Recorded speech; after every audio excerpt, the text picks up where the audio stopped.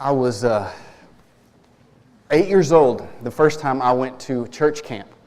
And it was a almost 2-week-long church camp. 8 years old. I got a little homesick, I'm going to tell you. But I remember being at Camp Dakota at 8, sitting on this wooden deck with a few dozen other kids and adult leaders, and singing at night. And we were singing these songs. Some of you might know, like Seek Ye First and Have You Seen Jesus My Lord? And there was something about that. I just remember looking around at us singing and us praying together, and it was different than my normal church experience that I had growing up. And God felt more immediate, more close. It felt like there's something more real that was going on that I had never discovered before. Accelerate a few years down the road, I was at another church camp. I'm in high school. I'm in high school, and I have this remembrance of us gathering around the swimming pool at this church camp. This is one in Northwest Arkansas, Green Valley. And we gathered around the swimming pool. I remember a couple of people being baptized, and we're just gathered around and we look up at the stars. And we start praying, we start singing, and I just remember thinking as a teenager, okay, I really do believe. God, I really do know that you are there, and that there is nothing important outside of you. And it just hit, and it struck, and it stuck with me. A few years down the road, I remember it was right after I'd graduated from college, the summer between college and graduate school. And I was doing this little ministry internship in New Hampshire. And I was living with the youth minister there in Manchester, New Hampshire, and in the guest room of their house. And the daily routine that we had is we'd wake up early, which, I mean, it didn't seem like it was that early because the sun was coming up at like 5 a.m. in New Hampshire during the summertime. So we'd wake up, we'd eat breakfast and everything, get woken up, and then I'd go back to our room for an hour, just for a time of reading the Bible and praying. And so here all of a sudden I had this built into my schedule, I'd go eat breakfast and I'd go into this room. And this room over that summer just became my little sanctuary, my little place of worship. And I think it was during that summer when I first began to kneel, to get on my face and pray for long periods of time, and to actually do that and to find God in that time. Worship. That private worship came to mean something more significant, deeper, richer to me during that time. Since that time, I've had many experiences of worship, both public and especially in private, that stand out to me. But as I approach this subject of worship, especially talking about our together worship, the worship that we do together, I mentioned this last week, really have this sense of just inadequacy in talking about it. Like I'm just not equipped to. I feel like a newbie when it comes to worship. If you don't know what newbie is, I'm sorry, that's kind of a weird word, but those computer guys know what I'm talking about. But someone who's just new at it, okay? I've been worshiping in church for 44 years and yet feel like I don't know a whole lot. I grew up in a church that was one of the Churches of Christ. A lot of you have a Church of Christ background. All of our leaders, we have this Church of Christ background. And of course, different Churches of Christ were different, but I don't know. In the 80s, they weren't that different. They were pretty much the same. They kind of got different as it went along. But in my church, they taught me so many good things. My church taught me how to read the Bible. They taught me how to love God's Word. There were some things that I really learned that were really powerful and really good for my life. But worship was kind of interesting in the church that I was a part of, because we frowned upon any overt expressions of worship. I mean, clapping, jumping, dancing, no.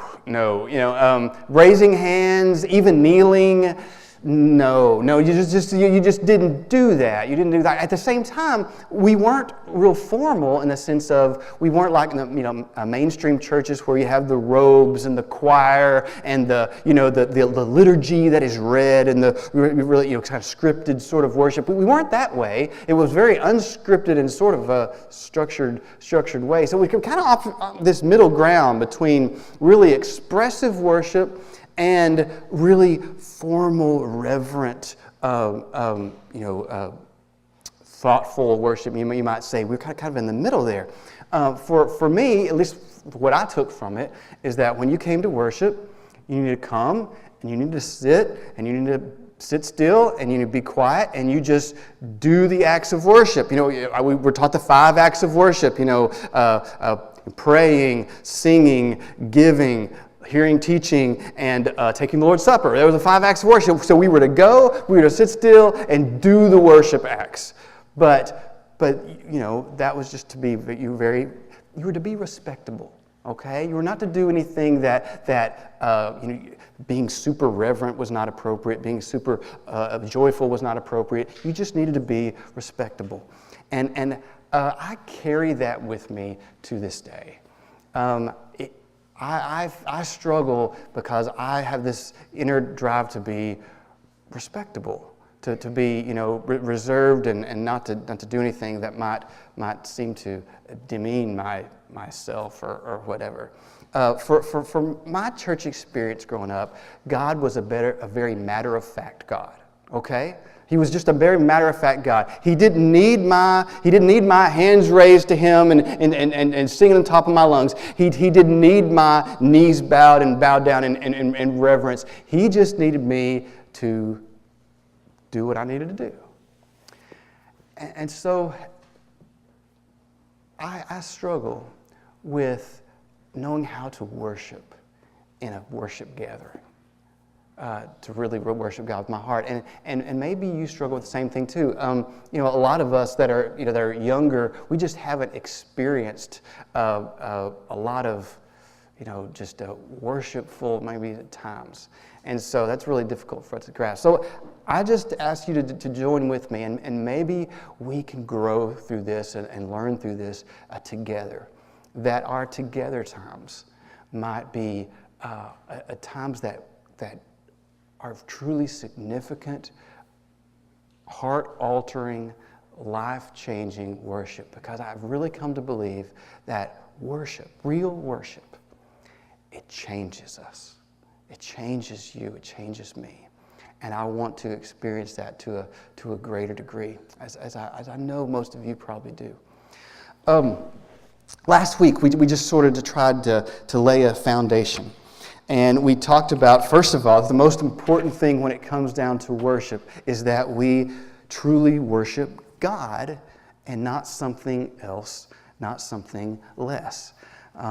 If there is anything that is crowding out my worship of God, if there is anything that I feel like I just can't live without, that I need this person or I need this thing in order to be okay, in order to have my life put together okay, then there's something that's amiss. Whenever in the Old Testament the people of God would turn to God and they would say, okay, we've been wrong, we've sinned, we're turning back to God. First thing their leaders would say would be, okay, if you're turning to God, get rid of your idols. Get rid of your idols. Go, we're going to find them, we're going to bury them, we're going to burn them, we're going to get rid of them. Get rid of your idols. That's the first step in being able to serve the Lord and able to serve God. And for many of us, that is exactly what we must do. Now, a lot of our idols are not things to bury under a tree, are not things to get rid of. They are often very good things. Things like our family. Things like our financial resources. Things like our job, our career, our reputation, those things. Those are good things in themselves, but only when our worship is to God and God puts those things in their proper place in our life. When He's our God and those things are not our God. So learning to get rid of our idols. Here's what happens. If a lot of times you may say, I need to worship God. I'm going to get to church and I'm going to gather with it and I'm going to worship God. But it seems hollow. It seems empty. It doesn't seem to mean a lot. And we might blame the songs, we might blame the leaders, we might blame the people in church or whatever, but a lot of times, maybe practically all the time, the biggest problem is inside of me. It's inside of you. Because when there is an idol, when there is something in our hearts that has taken the throne, that is most important to us, we are unable to worship. We cannot worship when there are idols in our lives that are standing in the way. At the same time, worship has a way of exposing our idols when we left it. When we really seek to genuinely worship God and we start to draw close to Him, whether it's alone or whether it's with others, the things that are wrong, the idols that have crept up in our lives start to surface. And we have a choice. We have a choice either to give those idols to God and let God put those idols in their proper place and make them not idols anymore, or we're just not going to be able to really worship. It's going to be something that's hollow and a farce. Secondly, we need to realize what we're doing when we worship. Last week we talked about in worshiping, we are answering God's invitation to come into His presence. We don't invite God into our lives. God invites us into His. And when we worship, we say, yes, I'll come. And I want to be in your presence. And when we come into God's presence, there is that sense of awe. There's that sense of reverence because worship means literally, the Hebrew word, to prostrate yourself, to just fall face down in front of. And both figuratively and literally, that's what happens when we worship. We come in joyful, humble submission to God. We may be dancing, we may be flat on our face, but in both cases and in any case, we are saying, God, I am yours. I surrender my life to you. I will follow you. I will do what you desire. That's why worship changes us. Real worship leads us to a place where we say, God, whatever you desire from me, that's what I want. That's what I desire. I'm yours. We talked about how private worship you do by yourself, and public worship are connected. Because if you come into the public worship, but you haven't been worshiping through the week, if worship has not been a continuing part of your life through the week, worship together is going to be pretty hollow, pretty empty.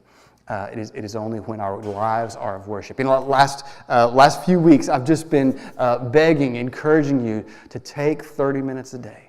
Take 30 minutes a day to get alone, to be quiet, to be still, and to pray, to think on God, to read His Word, and to reflect on it, to pray about it, to spend that time with God.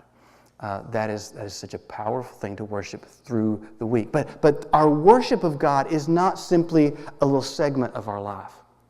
It's a focused segment of our life, but when we live lives of worship, that means that everything I do, my daily activities, are an effort to honor God, are seeking God's will and trying to do what God desires me to do in this moment, in this time, whatever it is that I'm doing. It is, in a way, a sacrifice, an offering to God. And so our lives being lives of worship, then when we come together, there's new power to that. That God works in that. Our life of worship, our spiritual life, is not separate from our regular life, right? We've talked about that a whole lot. In the Old Testament, the Israelites would often start thinking, okay, I'm going to do my religious stuff. I'm going to offer my sacrifices. I'm going to have my religious gatherings. And then I'm going to do what I want with the rest of my life. The prophet Amos, God spoke through the prophet Amos to the Israelites about that. He said, this is strong language, I despise your religious festivals, your feasts, your gatherings. Your assemblies are a stench to me. He says, away with the noise of your songs. I will not listen to the music of your harps, but let justice roll on like a river, righteousness like a never-failing stream. God's saying, I don't care about your religious gatherings. I care about your life. I care about the way that you are living. I care about the way you care about other people, the way you treat other people, the way that you live your life for me and not for your own selfish desires. We can't separate. We can't move our worship away from our life because our lives are to be altogether a life of worship. It doesn't matter what you do in church or how well you do it if you aren't submitting the rest of your life to God, seeking His will. So, having laid that foundation, let's talk just a little bit about our worship together, our gatherings. And this is going to be so very incomplete and so very limited. I'll just say that from the outset. I'll give you the best that I can right now. It's the amount that God has revealed to me up to this point. First of all, worship is intentional.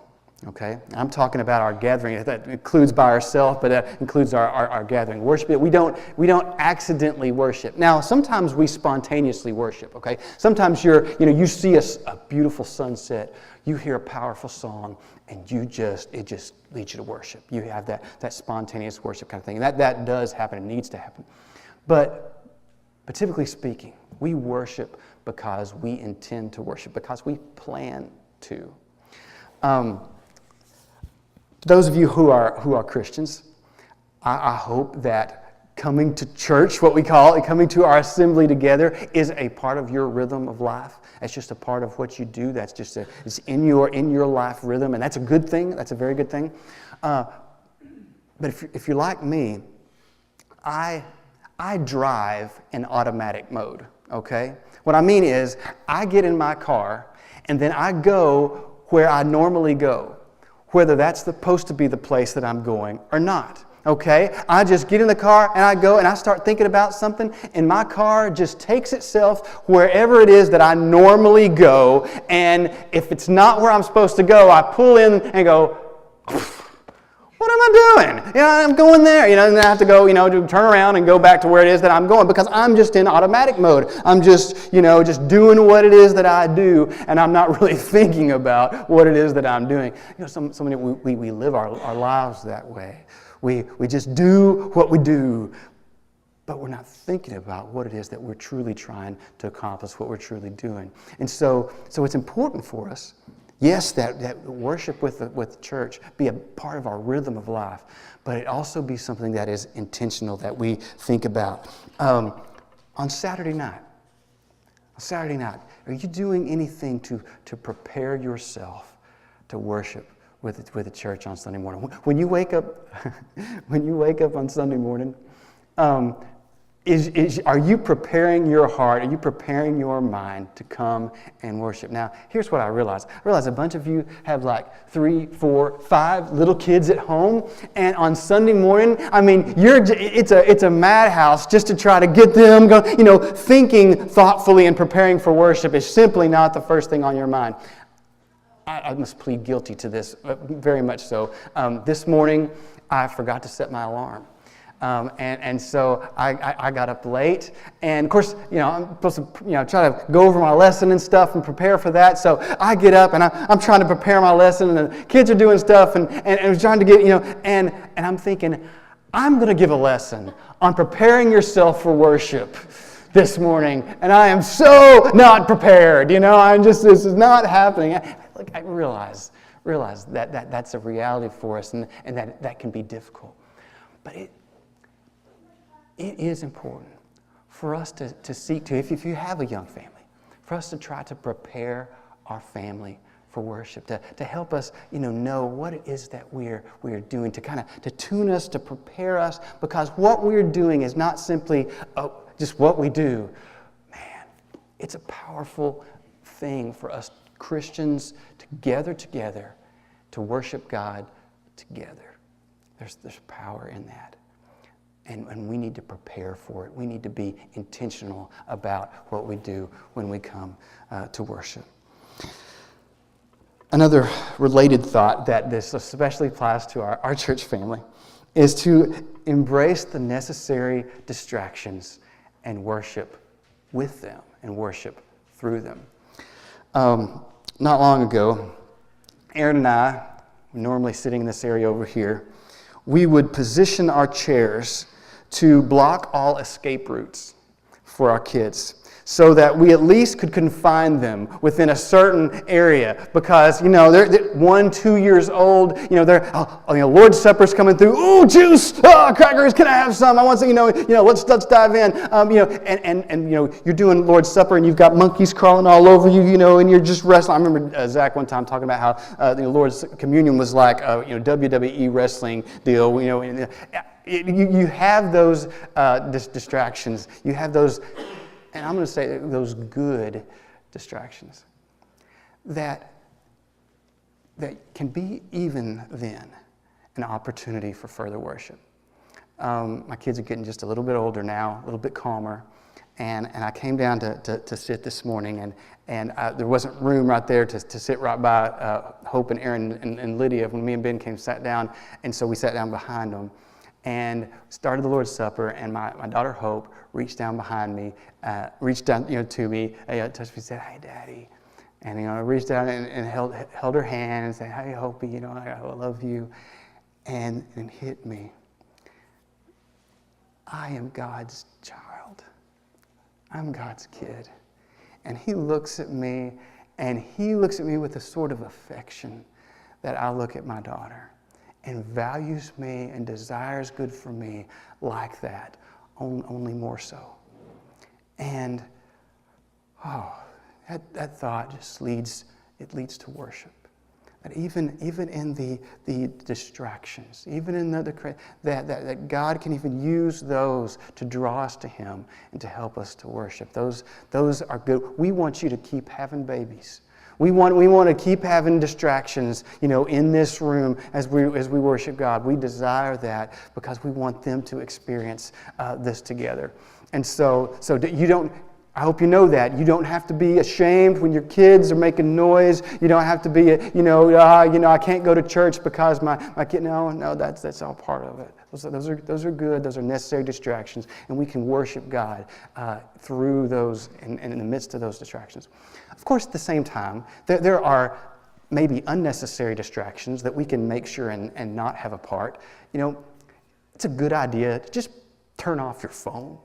Put away, I know, I use my phone for my Bible. That's good, and you go ahead and do that if you want to. But for many of us, it's just a distraction. It's just a deal, we're just so, glued to that. We just need to get rid of the, those things that you just kind of distract us, that we don't need to be there, that are unnecessary. But those things that are necessary, embrace those distractions and worship through them.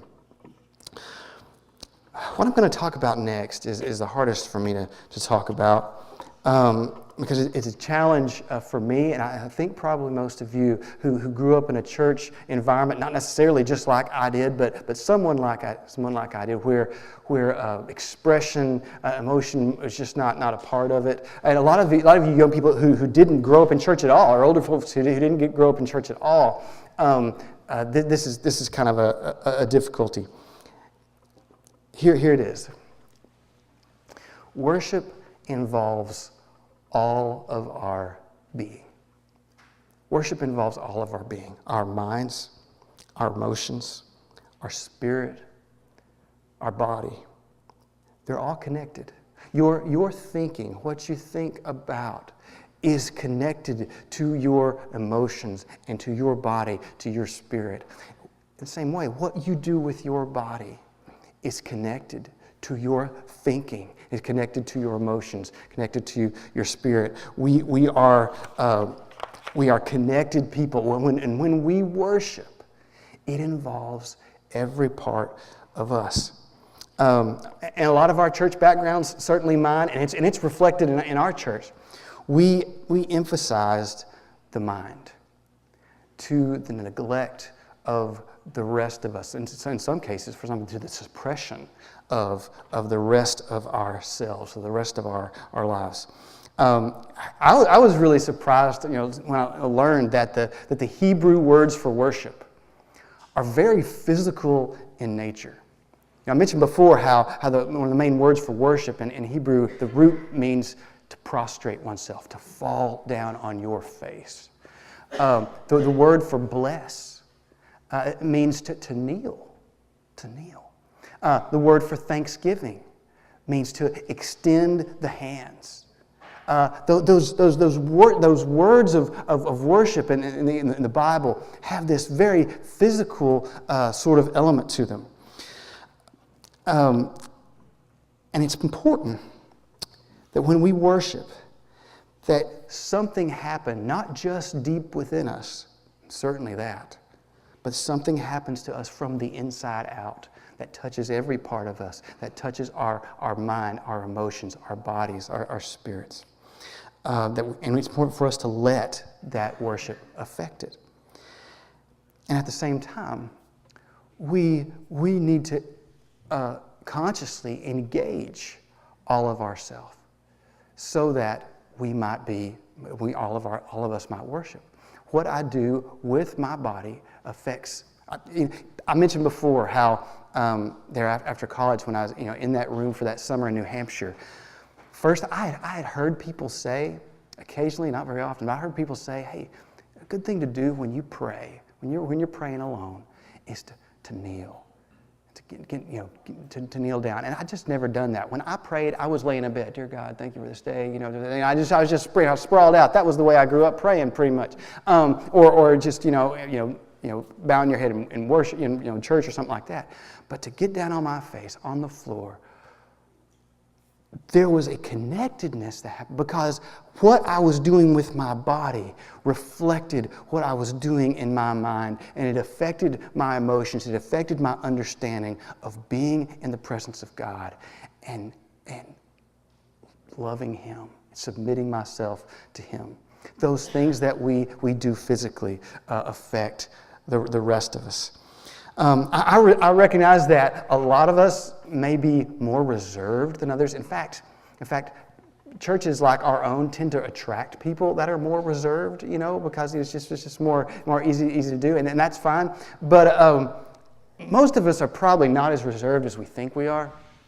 Now, if you are a person who, let's say a guy or a girl, in that matter, if you're a person who you're watching your favorite sports team, and they are playing for the national championship, and you're watching them, and they score at the last moment and win the championship. If you're the kind of person who sits there and goes, very good, I like that, that's good, yeah. Now, if that's the way you react, then I'm going to say, yes, I agree with you. You are an absolutely reserved person. You're not a very expressive person. I don't get you. For most of us, that doesn't describe us. That doesn't describe when something happens that we're truly excited about, that we're truly joyful about, or we're truly sorrowful about, we're truly disappointed. It reflects in our bodies and our emotions in every part of us. It does. That's the way we are. And we were talking about in our small group this Wednesday night, mentioned that if God were to somehow just make Himself visibly revealed to us in this room, and were to be here, and His glory somehow to be visible in some way to us, and for Him to look us in the eye, there is not a one of us who would remain in our chairs. We would react bodily, emotionally, mentally, spiritually. Every single part of us would be there. And so it is important for us to allow our entire selves to worship and not worry about being respectable. That's my problem that I struggle with. It's just that thing of trying to be respectable. And here's something I love about our leaders. Our leaders of church, our elders, they want you to be able to worship in whatever way that you need to worship. They have set no rules. There's no rules against particular expressions of worship, whether it be clapping or raising your hands or kneeling or whatever that may be. I mean, if you think, going around hitting people is an expression of worship, I mean, obviously that's not very good. That's not acceptable. But, anything, a reasonable expression of worship, there's no rules there here. But we all have this background that says, we think that's all good and all fine, but that's just, I can't do it myself. It's just the way we grew up. It's hard. It's hard to break up. And so we need to together to give each other not only the freedom, but the encouragement to worship God with all of ourselves. Yesterday morning, our family went to Christines to just be a part. We sat in the back because we didn't want to bother this is the thing for teenagers, and so we're in the back here, but yet we did have people right behind us, and these people behind us were singing at the top of their lungs, and it wasn't pretty, but it was awesome. It was awesome. It was good. It was just good. I mean, they were just expressing their worship and singing, and we were just singing, and that's fantastic. Worship is not about whether you're a good singer or not, whether you're a fluent public prayer person, whether you're talented in any certain way. It's simply an expression of God. I am yours. I want to give you all that I have. Maybe we can learn together to fully worship God. It's not easy for us. We're pretty reserved people. It's not easy for me.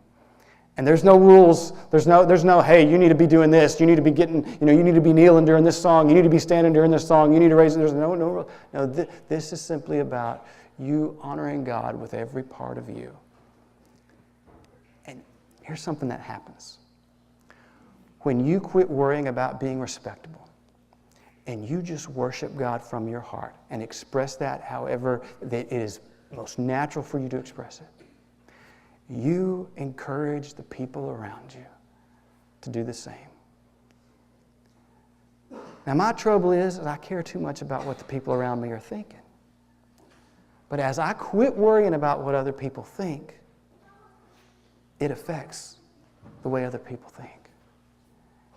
And it allows permission for them to just worship God, however God leads them to do it. Worship is not singing, but we do love to sing in worship. Singing, it happens in worship, but singing is not the only thing that is worship, though we think of it. But we're going to just have a short time of just singing, of prayer, and just seeking to worship God.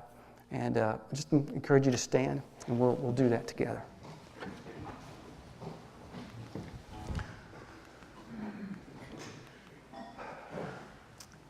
Clap your hands, all you nations. Shout to God with cries of joy. I will praise you as long as I live, and in your name I will lift up my hands. Come, let us bow down and worship. Let us kneel before the Lord our God, our Maker. Dear God, this morning we seek to worship you. And we tell you right from the start, we really don't know how. And God, we just pray that you invade our hearts so that we can catch a glimpse of your reality. That we can see you in just the slightest way for who you really are. That we can worship you with our hearts, with our emotions, with our minds, with our thoughtfulness, with the Spirit that you've placed within us, God, with our very bodies, that all of us, every part of us, that we can worship you fully. God, we love you. We want to love you more.